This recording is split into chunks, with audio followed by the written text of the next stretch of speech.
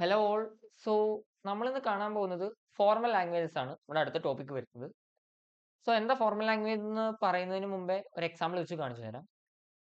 So suppose sigma equal to A comma B, L1 equal to A B A B A B A A A B B B A A A B A B etcetera. So ഇത് language തന്നിട്ടുണ്ട്, alphabet തന്നിട്ടുണ്ട്. Alphabet A comma B ആണ്. Language കാണുമ്പോൾ നമുക്ക് മനസ്സിലാവും the string ends with B. അതാണ് ഇതിലെ common part. Okay, എന്തായാലും ചിലപ്പോൾ ക്വസ്റ്റ്യനിൽ തരും, അല്ലെങ്കിൽ നമുക്ക് ഏകദേശം കണ്ടാൽ മനസ്സിലാവും. എന്തായാലും ഇങ്ങനത്തെ ക്വസ്റ്റ്യൻ എക്സാമിന് ചോദിച്ച് കണ്ടിട്ടില്ല. കുറച്ചുകൂടെ ക്ലാരിറ്റി ഉള്ള ക്വസ്റ്റ്യൻസ് ആയിരിക്കും വരുന്നത്. So check whether the string A B A B A is part of this language or not.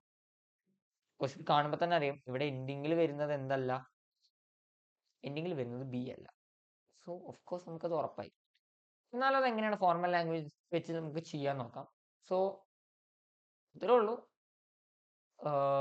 ഇതാണ് നമ്മുടെ language. This is the language.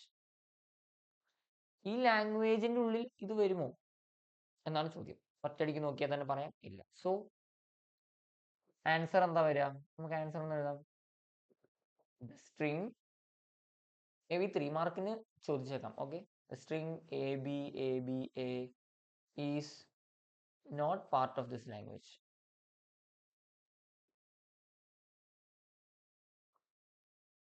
അങ്ങനെ എഴുതിയാൽ മതി, വേറെ കൂടുതലൊന്നും വേണ്ട. സോ അങ്ങനെയാണെങ്കിൽ എന്താണ് ഫോർമൽ ലാംഗ്വേജ്? ഇതിനൊരു ഡെഫിനിഷൻ ഉണ്ടാവില്ലേ? സിമ്പിൾ ഡെഫിനിഷൻ പറയാം.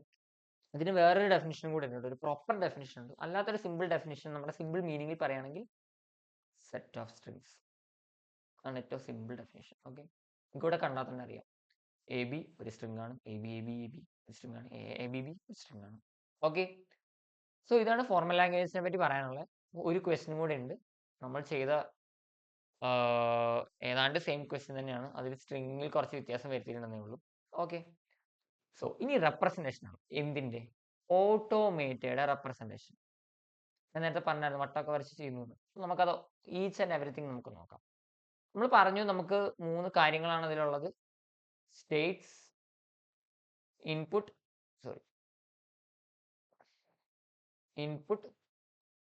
Transition, right? How this works നോക്കാം. സ്റ്റേറ്റ്സ് കാണിക്കാൻ നമ്മൾ സർക്കിൾസ് ആണ് ഉപയോഗിക്കുക. ഓക്കെ, സർക്കിൾ നമ്മൾ Q0 സംതിങ്. നോർമലി ഒരു സ്റ്റാൻഡേർഡ് പോലെ എഴുതുന്ന ഒന്നാണ് Q0 Q1 എന്നൊക്കെ പറയുന്നത്. അത് ഫോളോ ചെയ്യുന്നതായിരിക്കും നല്ലത്. എക്സാമിനേഴ്സ് വാലുവേഷൻ ചെയ്യുമ്പോൾ മേ ബി അതൊരു പോസിറ്റീവ് നോട്ട് ആയേക്കാം. അവരുടെ രീതി ഉപയോഗിക്കുന്നു എന്ന് കാണുമ്പോൾ ഒരു പോസിറ്റീവ് നോട്ട് ആയേക്കാം. കമ്മിങ്, നമ്മളൊരു വര വരച്ചിട്ട് അടുത്ത വട്ടം വരച്ചു Q1. ഇവിടെ ഞാൻ കൊടുത്തു 0. സോ ഒരു സാധനം കൂടെ, ഒരു വട്ടം കൂടെ ഇവിടെ വരയ്ക്കട്ടെ, എന്നിട്ട് ഞാൻ പറഞ്ഞു തരാം. Okay, something happen. Okay, so എന്തെങ്കിലും കൂടെ ഒന്ന് ആഡ് ചെയ്യട്ടെ. സോ ഇവിടെ എന്താന്ന് വെച്ച് കഴിഞ്ഞാൽ ഈ കാണുന്ന each and every circles represents a state. സ്റ്റേറ്റിനെയാണ് റെപ്രസെന്റ് ചെയ്യുന്നത്. അതുപോലെ ഈ പോകുന്ന ആരോ മാർക്കുകളെ റെപ്രസെന്റ് ചെയ്യുന്നത് ട്രാൻസിഷൻസ് ആണ്. ഇവിടെ എഴുതിയിരിക്കുന്ന ഓരോ സിമ്പിൾസും ഇതിലെ ഇൻപുട്ടുകളാണ്. This is very simple explanation of ഓട്ടോമേറ്റ.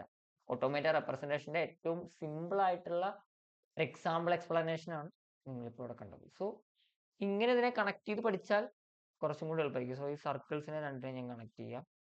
സ്റ്റേറ്റ്സിനെ mark ചെയ്തു. ഓക്കെ, ഈ വരകളെ എല്ലാം നമുക്ക് കണക്ട് ചെയ്യാം.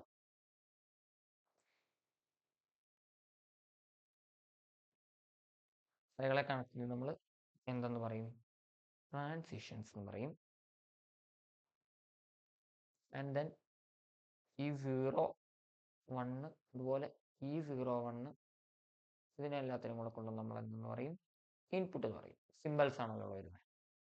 ഓക്കെ, സോ ഇതിന്റെ ഏറ്റവും സിമ്പിൾ റെപ്രസെന്റേഷൻ ആണ്. സോ അപ്പോൾ നമുക്കൊരു ഫോർമൽ ആയിട്ടുള്ള ഒരു ഡെഫിനിഷൻ പറഞ്ഞു. നല്ല ഡെഫിനിഷൻ ഉണ്ടെന്ന് പറഞ്ഞു. ഇത് ഒരു 3 മാർക്ക് ക്വസ്റ്റ്യൻ ആയിട്ട് നിങ്ങൾക്ക് പ്രതീക്ഷിക്കാം. ഈ 5 സാധനങ്ങൾ എഴുതി വെച്ചാൽ നിങ്ങൾക്ക് 3 മാർക്ക് കിട്ടും. സോ ഇത് ജസ്റ്റ് അങ്ങ് പഠിച്ചു പോയാൽ മതി. ഇത് സിമ്പിൾ ആണ് ഇതിൽ പറയുന്ന കാര്യങ്ങൾ. So it's a collection of 5 tuple. എന്ത് finite automata is a collection of 5 tuple. 5 tuple.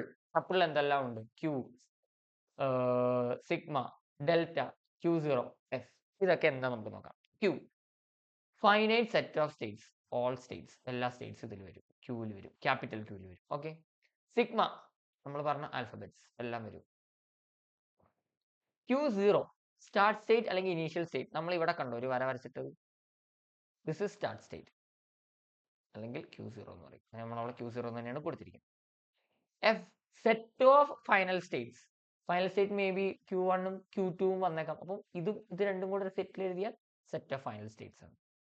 Delta transition functions. അതായത് ഒരിടത്തുനിന്ന് അടുത്തേക്ക് മൂവ് ചെയ്യുന്നതിന് ഒരു ഫംഗ്ഷൻ ഒക്കെ ഉണ്ട് ശരിക്കും. നമ്മളിവിടെ വരയ്ക്കുമ്പോൾ അത് ഇവിടെ വന്നാൽ ഇങ്ങനെ പോകും എന്ന് പറയുകയാണെങ്കിൽ അതിനൊരു ഫംഗ്ഷൻ ഉണ്ട്. അത് നമ്മൾ വഴിയാലെ പഠിക്കും. Okay. That is transition functions. അപ്പോൾ ഇതാണ് ഇതിന്റെ ഫോർമൽ ഡെഫിനിഷൻ. ഇത് പഠിച്ചു പോയാൽ ഒരു 3 മാർക്ക് ചാൻസ് ഉണ്ടായിരിക്കുന്നതാണ്. ഓക്കെ. Thank you.